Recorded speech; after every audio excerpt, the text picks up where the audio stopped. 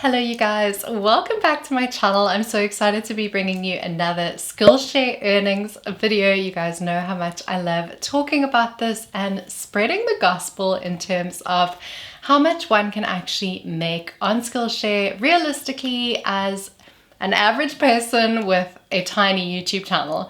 So I hope that this is quite a reflective view in terms of what one can earn on Skillshare, because I don't, for example, have a videography background or anything like that.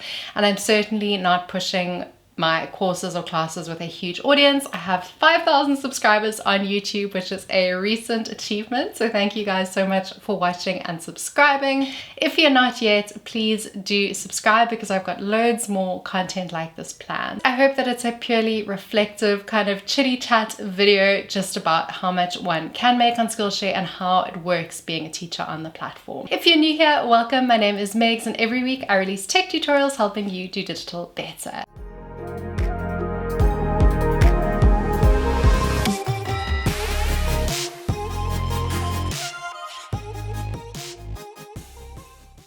Alright, so let's start off with how earning money on Skillshare works. There's two ways in which you're going to be earning money on Skillshare. The first is through the Skillshare Teacher Fund, which is effectively them allocating a portion of revenue.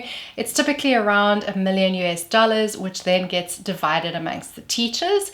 And this is on the basis of watch time. So if you have a lot of courses live, garnering a lot of watch time, obviously you're going to get a bigger piece of that pie, versus if you're just getting started, you're going to get a tiny piece of that pie.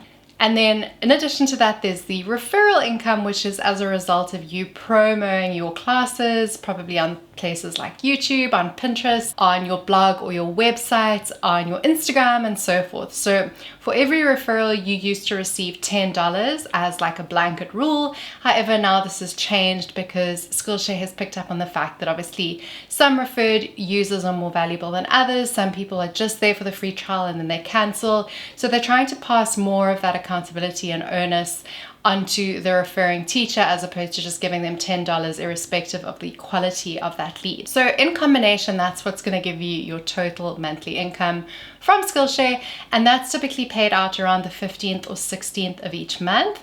So I am based in South Africa, I live in Cape Town, and it works the same here as anywhere else. It used to be done through PayPal, but it's now done through something called Tipalti. So it hasn't made the hugest of difference in terms of the user experience. You still get paid out around the same time every month. However, what is great is with Tipalti, you're not having to cash out a PayPal balance. Particularly in my instance, it was quite difficult because PayPal is not as prevalent in South Africa as what it certainly is in the US, for example. So trying to link a PayPal to a South African bank account was a bit of a struggle. Tipalti, I didn't have any issues. So from that perspective, it really is cool. So that being said, that's really how it works. I have about 13 courses live on Skillshare at the moment. It's something that I started in 2020 in May of that year, and I've been trying to do it as consistently as I possibly can. Obviously, this can be challenging with a full-time job because, you know, we all are busy and life can kind of take over a lot of the time. But I do try my best to record as much as is humanly possible, and I really get a lot of joy from it too. So definitely not just an income stream for me, it's really been something that's brought me a whole lot of happiness from 2020 and beyond. And it was my first real sense of, oh my gosh, this is what passive income is all about. So for that, I'm very grateful. So this is what the dashboard looks like in terms of earnings. You'll see my total lifetime earnings have been $17,000 from May of 2020. And then you see an estimate of your January earnings, which would be paid out on the 14th of February. So this is just an estimate. It can fluctuate, but they're basically giving you some sort of indicative figure, which is then going to reflect in your account in the next 2 weeks or so. You can also see minutes watched. So this unfortunately does not go back very far, but you can toggle it between days, weeks, and months. And then similarly from a student's perspective, you're going to see the same graph. It's normally pretty reflective, one versus the other. There you'll see the difference between students and minutes is negligible. You actually look like you're looking at the same graph. And then you see the breakdown. So just for transparency's sake, so you can see I am pulling it from the Skillshare back end. That is what it looks like there. However, I have created a Google Sheet tab just so that we can zoom in and also look at averages. So these are the stats for 2022. Basically, let's just do this, equals sum. So the sum of the year was $8,226, which is interesting because it's about half of my lifetime earnings, but I've been on Skillshare for more than 2 years. It's been more like 2.5 or so. So definitely the most income has been earned in the last year, because obviously you're picking up momentum in the same way as you do on AdSense for YouTube. So that is the total for the year, which is probably what you guys were here for. But in terms of averages, that's looking at about $685 a month, which is incredible if it's over and above your 9 to 5, because then that is just on top of that.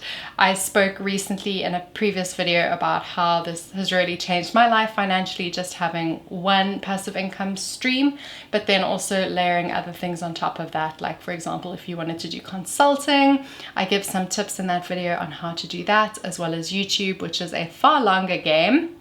To give you some context, I think I started my YouTube channel in 2018 and I've earned less money despite having done it for longer. So that's definitely a longer play.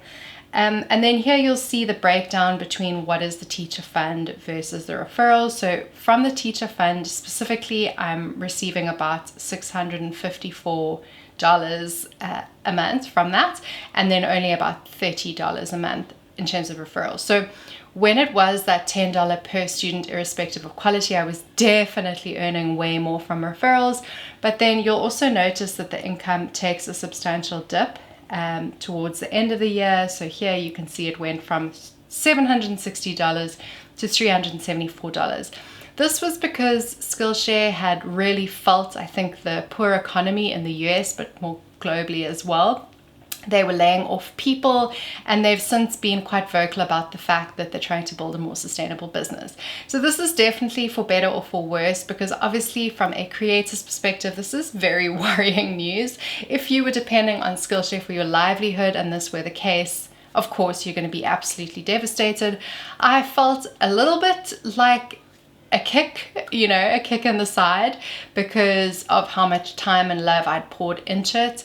But I do obviously also understand that they need to conserve the business as a whole in order to pay teachers in the first place. So it's kind of just one of those things, I guess, that moves with the times.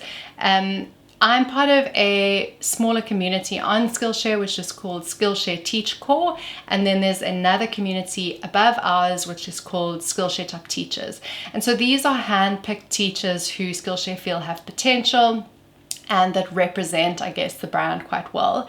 So I've been really fortunate in that I get more comments probably than the average person just as a result of being in this community. There's also a Slack group which people can ask questions and have a little bit more direct access with the Skillshare team in terms of how to do things, how to merchandise your course. It's not just like build it and they will come. There's definitely a big part of it, which is the onus on you to actually then go and promote that course. So the misnomer about Skillshare and where the earnings piece does become quite frustrating is that originally, in my mind, it's a marketplace, and that's why you're accepting a low cost per class or cost per minute watched, because it's a marketplace that's super discoverable and there's lots of paid members kind of looking with that appetite in order to buy your class.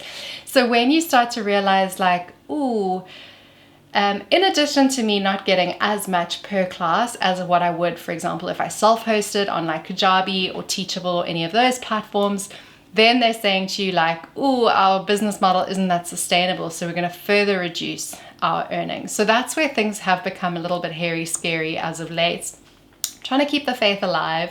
I would love your guys' advice in the comments if you are a Skillshare teacher experiencing something similar, because it really is a difficult thing to go through. But definitely all the people that I've connected with have been in the same boat, in the sense that, you know, change is not always good.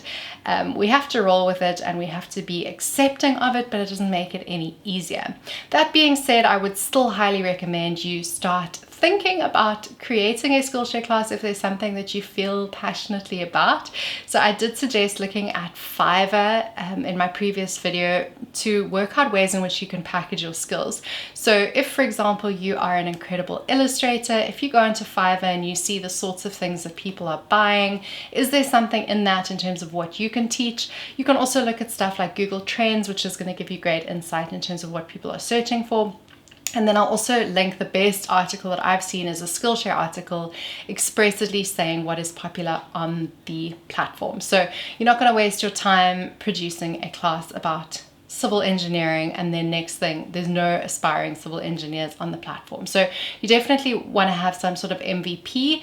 And another way in which you can do that is because the Skillshare classes have to be, I think it's only over 10 minutes long, 10 or 15 minutes, then what you can do is make a short version of your class, validate the idea, validate that there's interest in that idea, and then potentially build bigger and bigger classes after that. So rather than spending all that time that you would have, for example, self-hosting a class, if you wanted to do like an 8-week course, that would be a huge undertaking in terms of content production. Whereas Skillshare, it's lower risk because you're not paying anything to be a teacher and you can validate a course idea.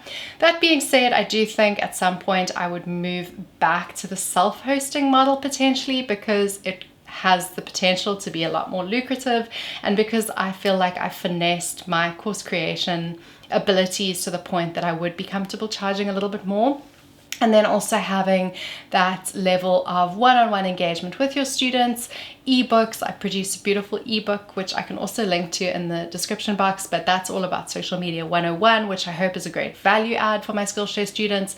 But at some point, obviously, you need to work out if it's worth it for you. So that is what I earned in 2022 as a Skillshare teacher. I can also just so you get a good understanding of what my year on YouTube was like in terms of AdSense with 5,000 subscribers.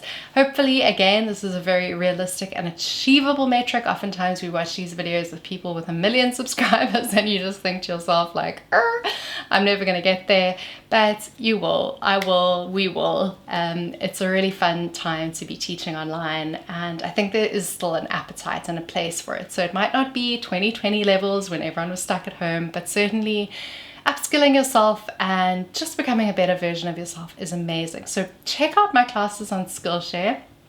I'm so stoked about being a teacher on the platform, having been recognized as a TeachCore community member is amazing. And even the memory card, which I'm currently recording this video on, was actually paid for by Skillshare. So they have been doing a lot of other initiatives which have been kind of more personalized, if I can say that, as opposed to just paying out in a blanket fashion. So they are definitely trying their best, even if teachers like me are not getting paid as much. I hope regardless it doesn't put you off and you do think of a cool course topic to try out in 2023.